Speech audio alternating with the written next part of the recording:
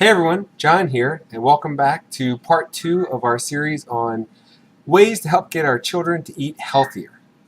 So yesterday we talked about some of the importance as to what nutrition and stuff does for our kids, as how they grow and so forth. Today I want to talk about redefining our food and some common things that we can avoid so that we're more encouraging of our kids to eat healthier. So today I really want you to try and be open-minded about what food really is and some of these things that I'm going to discuss, and try to just kind of, at least for a moment, push back on what we've been dealing with or what we've been thinking about for the last so many years of our lives, because as things are changing, I want you to have that open mind and just give some of these things a try, see how they work. Don't just shut them down as soon as you hear them. So first, when it comes to redefining food, I think we have this general misconception that food is about entertainment and fun and it's supposed to taste good, and that's all we really care about. Is it quick? Is it easy? Does it taste good? When the reality of it is, whether you like it or not, food is our fuel, it's our nourishment, it's what helps us to live very healthy, fulfilling lives, or if we're just barely scraping by with medical issues and other problems. So, two things I want to talk about with that open-minded concept is don't categorize a specific food with a specific meal. I hear people say like, oh, we can have bacon and eggs or cereal, that's breakfast, or we have salads for lunch, or steak and potatoes for dinner. Food is food. Start to look at it from that nutritional perspective. Is it a protein, a fat, a carbohydrate? What vitamins are in it? Start to look at it from that nutritional perspective, not just as, oh, this is a breakfast food. Second one that kind of ties into that is we have that difference between meals and snacks. And snacks kind of brings on that negative connotation of unhealthy, or I can't make it to my next meal, so I'm going to have this snack to hold me over. Eat what your body needs when it needs it, regardless of what time of day it is or what meal it's for. And that's kind of how I live my life. If my body is needing carbohydrates because I just did some kind of fitness event and I need to replenish my stores, that's what I'm going to eat. If I'm trying to do more recovery and I need protein to build muscles, that's what my meal is going to be more composed of. So start to look at things as eating them when you need them, not of, oh, I'm going to have a snack, I'm going to have a cookie, or I'm going to have a healthy snack, I'm going to have an apple, or some almonds, seeds, nuts, so forth. Goes back to what I said in the beginning, eat what your body needs when it needs it. And I think you'll find that you'll be a little bit healthier and you'll be feeling a lot better as well.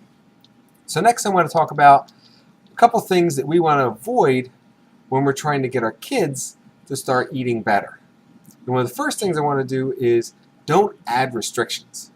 How many of you have told your kids, hey, don't do that, or you can't have this? How'd that go? As soon as you tell somebody they can't have something, they want it that much more. So as soon as you say things like, oh, don't eat that candy, guess what they're going to want? So I found that not only does it make it harder for you to encourage them to eat better things, it also can have much more serious problems later in life. They're finding and linking this to different eating disorders. So we think we can avoid that, and instead of doing this restriction, let's just try to kind of bypass that and just encourage better choices. Along with that, the second thing is labeling foods as being good and healthy or bad. We get it. Vegetables are good, candy is bad. But what we want to do is we want to have that positive spin on some of this stuff. We want to be encouraging. Too many times we're hearing no and all this negativity. We want to stay on the positive side. So instead of labeling a food as good, talk about how it links to your children. So my kids are involved with sports, and when they're trying to get stronger and perform better in their sports, something that they love, I'll say things like, well, this protein's important because it helps your body build muscles, and that's going to help you do whatever it is that your kids are trying to do.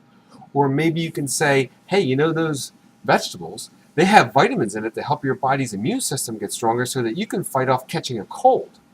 You'd be surprised just how much your kids understand when you explain this to them. Even if they're young in that 4 to 5 and 6-year-old range, my 6-year-old picks this stuff up. So I wouldn't be surprised if yours does as well.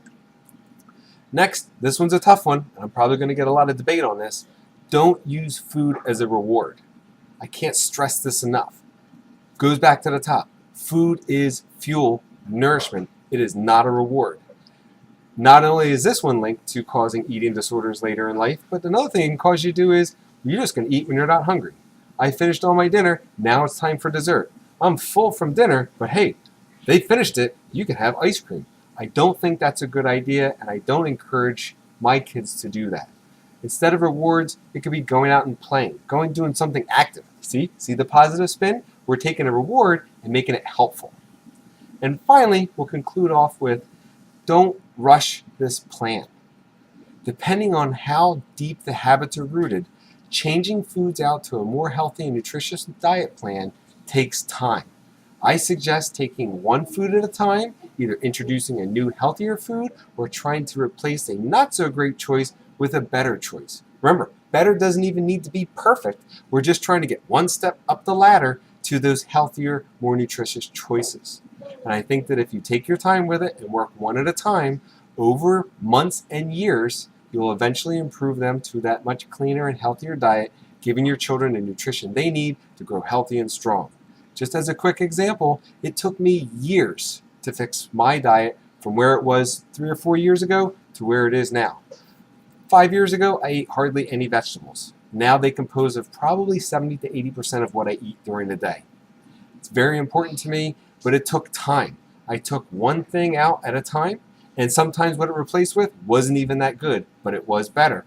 And slowly but surely, I was able to replace all those bad things with good things. And I've seen the similar things with my kids as well. Take something that's not so great that they may have been exposed to and that they love, and I try to find better versions of it. Sometimes when they're after those sweets, fruits are a great source to replace that. Still sweet, still has a sugar in it, but a much better alternative to, say, candy or ice cream.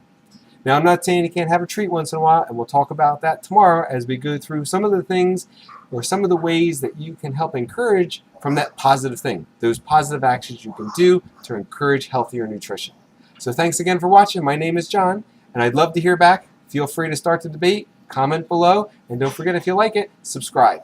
Thanks again, and look forward to talking to everyone again tomorrow.